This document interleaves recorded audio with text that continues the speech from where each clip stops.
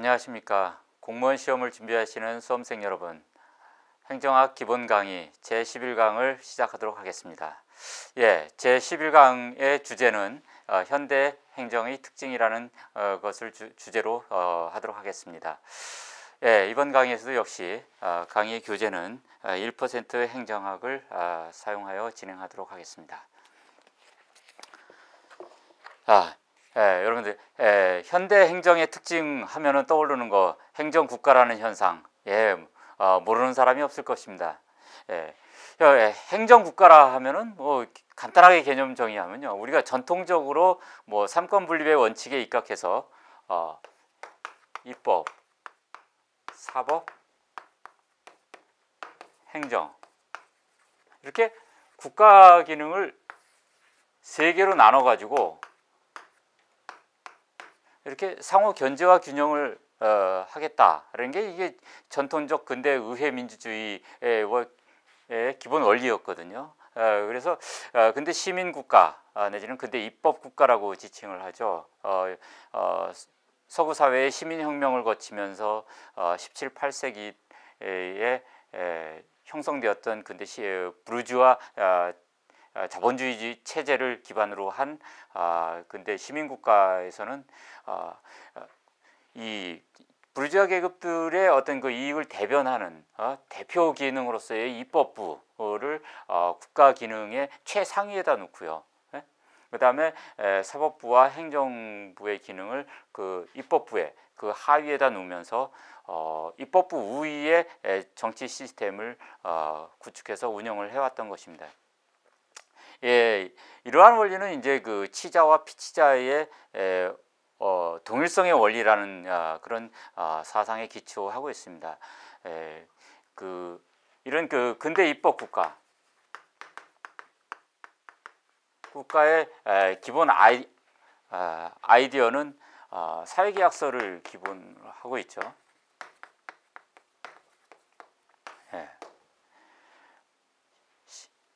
원시 상태에서 시민의 자유가 침해될 것을 우려해서 그것을 규제하고 관리할 최소한의 관리 기구로서 국가 기능이라는 것을 설정을 했고요. 그래서 그 국가 기구에 대해서 시민사회가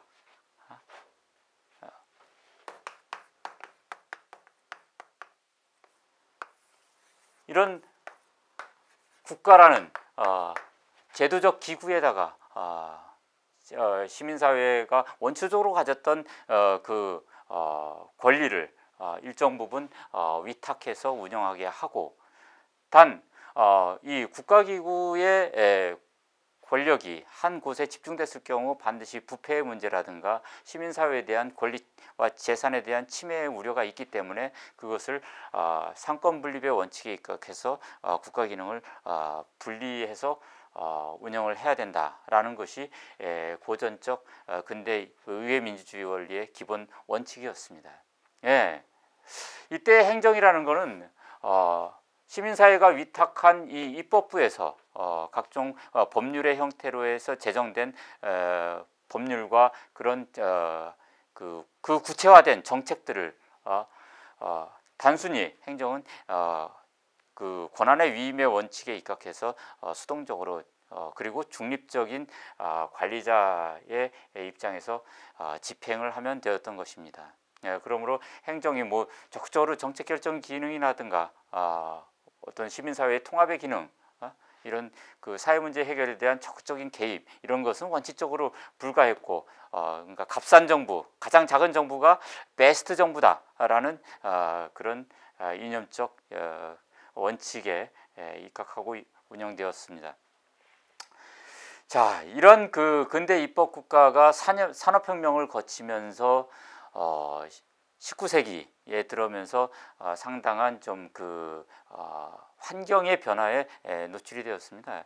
우선 그 유럽 사회라든가 미국 사회, 즉 서구 사회에서 그 19세기 즉 1800년대죠. 1800년대는 이제 산업혁명이 거의 이제 후반기 내지는 완성기에 접어들면서 산업화가 거의 성숙화 단계에 들어섭니다.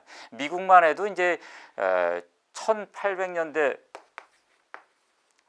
말, 1800년대 말, 즉 19세기 말쯤이면은 거의 그 산업화가 굉장한 성숙 단계에 들어서고 공업 생산량이 세계 제1위의 국가로서 선두 국가로서 등장하게 됩니다. 이러한 상황에서 이제 그 자본주의 경제 체제를 갖고 있는 서구 국가에서는 이 자본주의의 어떤 모순점들이 상당히 심각하게 등장하게 됩니다. 대표적인 모순점이 이제 우선 빈부격차고요. 그 다음에 어떤 자본의 집중 현상으로 인한 대기업, 대자본에 의한 산업의 독점화, 이런 현상들이 발생하게 됩니다. 바로 이러한 그 자본주의의 위기 내지는 모순점의 심화, 이런 시대적 상황들이 19세기 말에서부터 20세기 초에 상당히 그 서구 사회에서 심각하게 표면화되기 시작을 했고요. 이런 문제점에 대해서 과연 전통 즉 그 근대 의회 민주주의 체제가 이런 그 자본주의의 문제점을 효과적으로 그 교정을 해내는데 실패하게 됩니다. 왜 그랬을까요? 예. 이 그 근대 시민 국가의 기본 체제는 이 입법부 위의 시스템을 갖고 있는 것이거든요. 입법부에서 기본적으로 시민 사회의 요구를 대표해서 여기서 요구사항에 그 반응을 하는 그런 그 각종 법률과 정책들을 입법화하고 제도화하고 즉 정책 결정을 하는 거죠. 그런데 이 그 19세기 말 이후에 나타난 이 경제 사회의 심각한 모순점들은 굉장히 문제가 과거에 비해서 복잡화되고요, 전문화됩니다. 특히 그 독과점 기업에 대한 그 규제, 이런 정책들은 이런 그 전문성이라든가 정보 수집면, 이런 면에서 굉장히 그 한계와 어떤 취약성이 있었던 의회 체제, 즉 그 국회의원들이죠. 그 기구들이 제대로 그거를 대응하는데 한계를 노출하게 됩니다. 이에 따라서 이제 입법부 중심의 그런 어떤 그 자본주의 체제의 모순점 시정이라는 근대 의회 민주주의 체제의 대응 방식이 상당히 한계에 직면한 것이고요. 이에 따라서 자연스럽게 결국은 이 해결 방안의 주도권이 입법부에서 행정부로 자연스럽게 넘어갈 수밖에 없는 것이었죠. 입법부에서 이제 행정부로 이제 어떤 그 사회 문제를 해결하기 위한 주도권의 그 이양이 서서히 19세기 말부터 20세기 초에 이루어지던 상황에서 아주 그 유명한 사건이 터지죠. 1929년. 뭐죠? 대공황이죠. 뭐 대공황 사건을 뭐 모르는 분이 없을 것입니다. 대공황을 계기로 해가지고 서구 사회는 그 급격한 그 경제 공황에 이렇게 부딪히게 되고요. 이 문제를 치유하기 위해서 행정부가 주도적으로 나서게 됩니다. 특히 뭐 미국 같은 경우 이제 뉴딜 정책이라는 것을 가지고서 이제 이 대공황 문제의 치유에 적극적으로 나서게 되고요. 이때부터 행정부가 각종 재정 정책이라든가 이런 것들 수단들을 통해 가지고 민간 부분에 대해 적극적으로 개입하고 그 소위 말해서 행정 기능 중에서 지원 기능이라든가 조장 기능 이라고 하죠. 지원 기능이나 조장 기능이라는 거는 예를 들어서 뭐 사회복지 정책이라든가 그 다음에 그 각종 사회간접 자본의 건설 이런 기능들을 우리가 이제 지원 기능, 조장 기능 등이라고 합니다. 이런 이제 지원 기능이라든가 조장 기능을 하기 위해서 정부는 상당한 그런 양적 팽창을 이루게 되는데 우선 재정 규모가 많이 팽창을 하죠. 물론 이제 우리나라도 이제 그 서구 사회처럼 쭉 재정 규모가 팽창되어 왔는데요. 우리나라 같은 경우 지금 재정 규모가 지난해 그러니까 2013년도 재정 규모만 해도 349조 원. 엄청난 그 재정 규모고요. 그리고 이제 그 정부의 늘어진 팔이라고 합니다. 우리가 보통 준정부 기관 내지는 정부 산하 기관 이런 걸 얘기하는데요. 우리가 정부 예산 규모, 재정 규모라고 할 때는 이 그 공식적인 정부 기관의 예산을 얘기하는 겁니다. 그 준정부 기관이라든가 정부 산하 기관의 예산은 여기에 포함되지 않는데요. 우리나라 같은 경우 이제 그 공공기관 운영에 관한 기본법이 2007년도에 제정돼 가지고 공공기관이라는 형태로 이렇게 분류돼서 관리되는데요. 지난해 그 공공기관의 그 예산 규모가 그 547조 원이었으니까 정부 재정 규모보다 약 1.7배 정도의 상당한 규모를 이루고 있습니다. 예, 이처럼 그 정부 기구가 양적으로 팽창하고요. 그 다음에 재정 규모가 천문학적으로 이렇게 늘어나는 현상. 즉 사회적으로 이제 그 지원 기능과 조장 기능을 수행하기 위해서 이런 그 변화를 일으킵니다. 특히 이제 1960년대 서구 사회 같은 경우, 미국 같은 경우 아주 대표적이죠. 흑인 폭동이라든가 그다음에 이런 빈부격차의 심화 이런 문제들이 굉장히 사회 문제화되면서 존슨 행정부에서 위대한 사회의 건설을 기치로 해서 복지국가의 건설을 박차를 가하게 됩니다. 뭐 복지국가의 건설을 하기 위해서 무엇이 필요하겠습니까? 돈이죠. 재정의 팽창을 가져옵니다. 오늘 그 미국 사회에서 뭐 쌍둥이 적자라고 이렇게 하는 그 무역 적자, 그다음에 재정 적자의 문제가 본격적으로 심화되기 시작했던 것은 바로 이 시대부터입니다.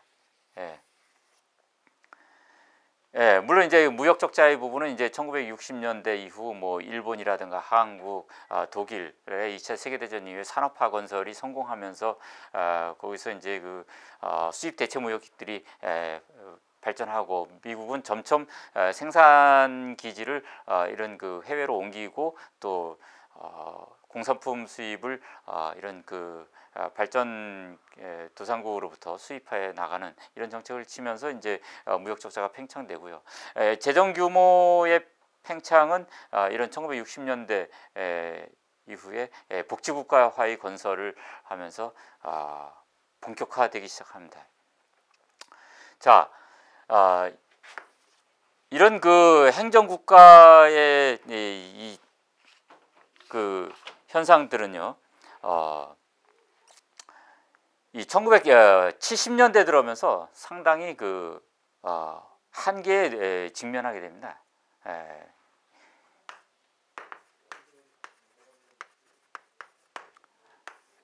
1970년대에 나타난 대표적인 사건이 이 두 차례에 걸친 오일 쇼크입니다. 그리고 이렇게 그 20세기를 관통하면서 지속적으로 정부 기구와 재정, 그다음에 정부의 산하기관들 이런 것들이 지속적으로 팽창 확대되면서 정부 실패라는 현상이 나타나죠. 과연 정부가 이 중립적 심판자로서 중립적 관리자로서 공익을 위한 충실한 정책의 집행자인가, 그것에 대한 실증적 연구들을 통해서 나타난 그 결과들은 그것이 아니었음을 명백히 보여줬습니다. 특히 그 1960, 70년대에 등장한 그 학문계에서의 그 공공선택 이론은 상당히 그 우리의 정부에 대한 기존의 낙관적인 기대와 달리 엄청난 그 정부 실패 현상의 그 실체를 낱낱이 보여줌으로써 굉장한 충격을 가져왔죠. 그래서 1970년대 이후 서구 사회에서 등장한 시대적 요청은 이러한 정부 실패를 그대로 둘 수 없다. 이걸 교정을 해야 된다. 라는 그런 그 목소리가 높아졌고요. 특히 1980년대 이후 등장한 우리 이데올로기로서는 이제 그 신보수주의하고 신자유주의라는 사상이죠. 서구사회에서 등장한 이 새로운 정치 이데올로기를 근간으로 해가지고 다시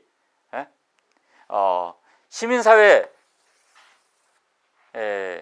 다시 돌아보게 됩니다. 시민사회하고 시장하고 국가하고 이런 삼각축에서 행정국가 시대에는 시민사회와 시장에 대해서 국가가 우월적 지위에서 관리 통제하던 이런 그 시스템을 오랫동안 운영해 왔는데 과연 국가가 그런 효율성을 갖고 있느냐 하는 것에 대한 의문이 등장한 것이고요. 다시 시장으로 회귀해야 된다 라는 그 시대적 목소리가 강하게 등장을 했습니다. 바로 이것이 그 신행정국가의 등장입니다. 전통적인 행정국가가 이제 신행정국가 내지는 우리가 이제 규제국가라고 하죠. 로 전환하게 됩니다. 그러니까 이것의 촉발 계기는 사실 1970년대에서부터 80년대에 등장한 오일 쇼크하고 그다음에 이데올로기적으로는 신자유주의, 신보수주의 이데올로기 그리고 이제 정부 실패 현상 이런 것들이 맞물리면서 서구사회에서 시장으로의 회귀라는 목소리가 커지고 결국은 정부 내지는 국가에 대한 새로운 재조명이 시작되게 되었던 것입니다. 이런 규제국가의 그 근본적인 특징은 행정이 갖고 있는 그런 그 집권적인 권력을 분산화시키는 데 있습니다. 이 정책 결정 기능에서부터 집행 기능 그리고 계층제적으로는 중앙정부에서 지방정부까지 다양한 계층제적으로 이렇게 이루어지고 있는 정부 시스템들을 핵심적인 기능을 제외한 나머지 부수적인 기능을 컨트랙트 아웃 방식으로 아웃소싱이라고 하죠. 이런 방식으로 외부 에이전시들에게 기능들을 다양하게 방출시키고 그 다음에 지방자치단체, 지방정부와의 관계에서는 중앙정부의 기능을 대폭 위임시키는 이런 그 국가 권력의 외부 방출 현상들을 기본 방향으로 하고 있습니다.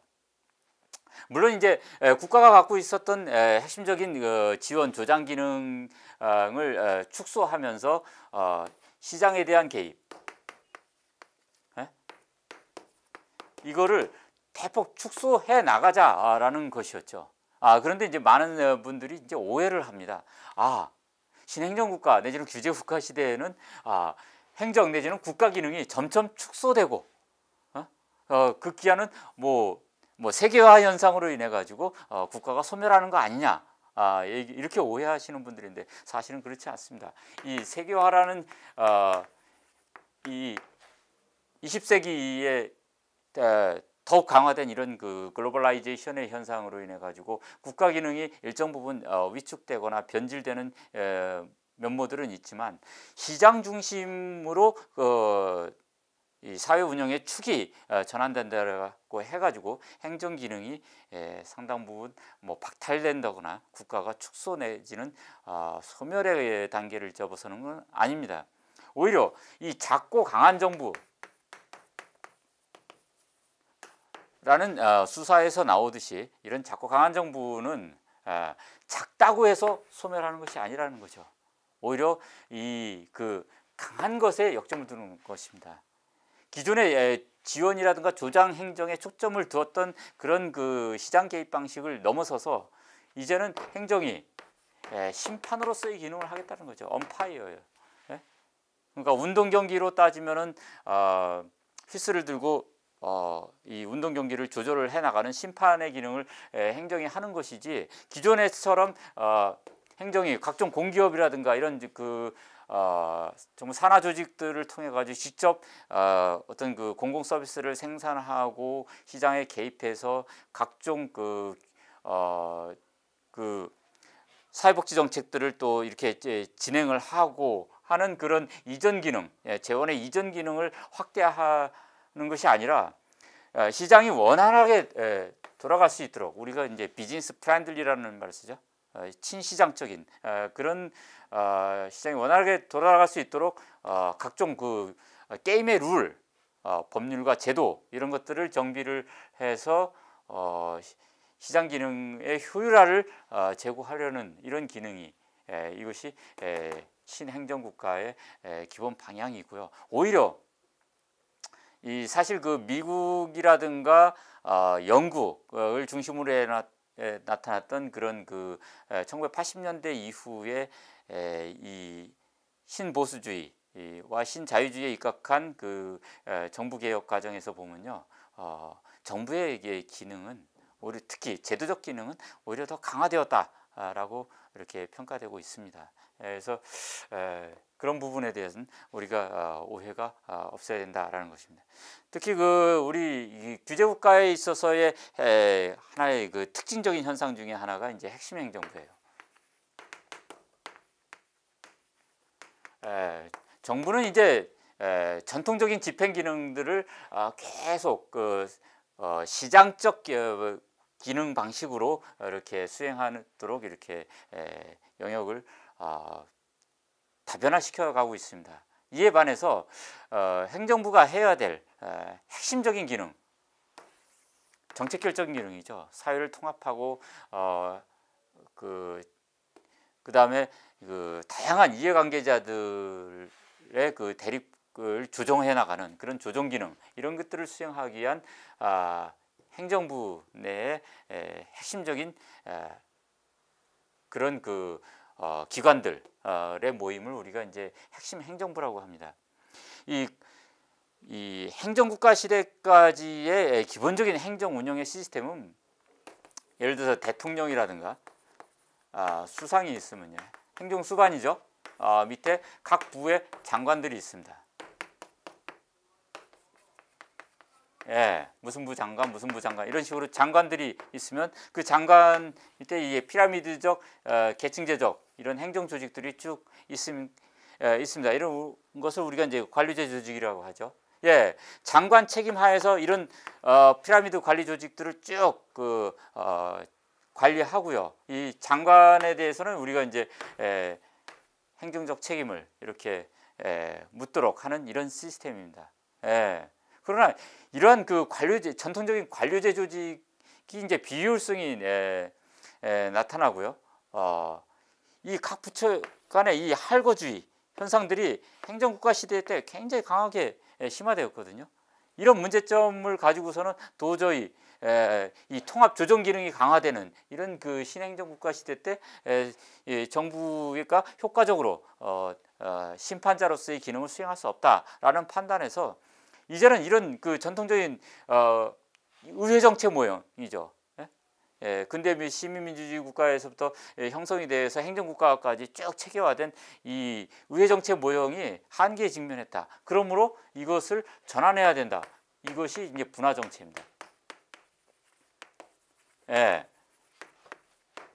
그래서 정부의 핵심적인 기능, 정책 결정 기능이라든가 사회 통합 기능을 수행하기 위한 이 범부처 차원의 핵심적인 어떤 결정의 수뇌부들이 의사 결정을 주도하고요. 나머지 이런 다양한 집행적 기능들은 시장 기재에 의한 방식으로 운영을 하면서 전통적인 관료제 조직의 경직성을 타파해 나가려는, 즉 권한의 집중, 정보의 집중, 이런 것들을 분화시켜 나가려고 하는 것, 이것이 규제국가의 이 분화정책 모형의 기본적인 특징입니다.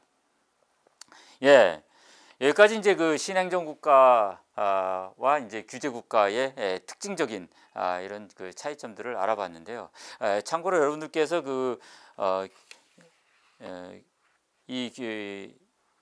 이 교재 그 끝부분에 있는 강한 국가의 조건이라는 이런 그 책을 한번 그 소개를 해드리고자 합니다. 이것은 그 후쿠야마라는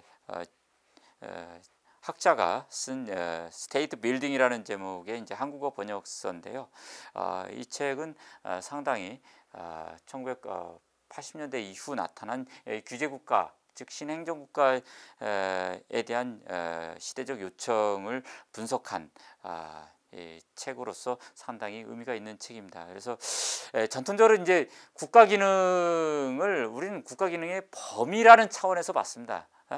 얼마나 국가가 여러 시장이라든가 시민사회에 얼마나 넓은 범위에 개입하느냐라는 국가 기능의 이 활동 범위죠. 범위를 기준으로 해가지고 이건 강한 국가다, 약한 국가다라고 해서 국가 기능의 축소와 확대 이런 문제들을 다루었던 데 반해서 이 후쿠야마는 국가 기능의 범위 위에 이 제도적 속성이라는 것을 한 축으로 해서 이 국가 기능의 범위와 제도 능력, 이걸 X축, 이걸 Y축으로 해가지고요. 우리가 국가 기능 내지는 국가성이라고 하죠. 스테이트니스라고 합니다. 국가가 얼마나 강한 국가냐, 약한 국가냐라는 것의 어떤 그 판단 기준으로서 단순히 국가 기능의 범위가 아니라 제도 능력을 사용해서 국가 기능의 범위를 국가 기능의 강약을 평가하는 기준으로 삼아야 된다라고 주장을 하면서 이제 강한 국가란 뭐냐? 신행정국가 시대에서 강한 국가라는 것은 국가가 얼마나 시민과 시민사회, 시장 영역에 많이 개입하느냐라는 범위의 문제로만 판단할 것이 아니라 좁은 범위에 개입을 하더라도 이런 제도 능력을 잘 갖춘 이런 국가가 강한 국가다라고 이렇게 제시를 하고 있습니다. 그런 차원에서 여러분들 뭐 시간 나실 때 후쿠야마가 지은 스테이트 빌딩이라는 책을 참고로 보시기 바랍니다. 이상으로 국가 기능의 성격의 변화를 주제로 한 제 11강을 마치도록 하겠습니다. 감사합니다.